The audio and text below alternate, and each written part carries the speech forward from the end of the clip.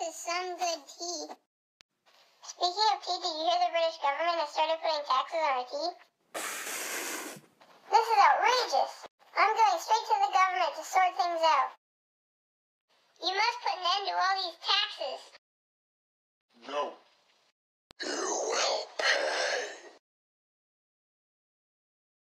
Alright, Sons of Liberty, I've gathered you here to discuss these taxes. Something must be done.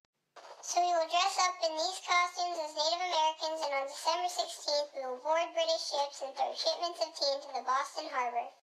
Who's with me? Yeah! I think you're crazy.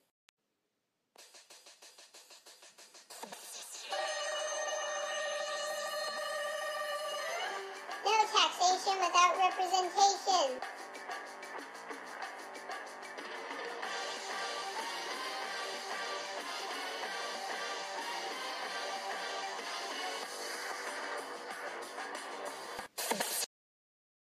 After dumping 342 chests of tea valued at $18,000 overboard, Samuel Adams and the Sons of Liberty fled the scene.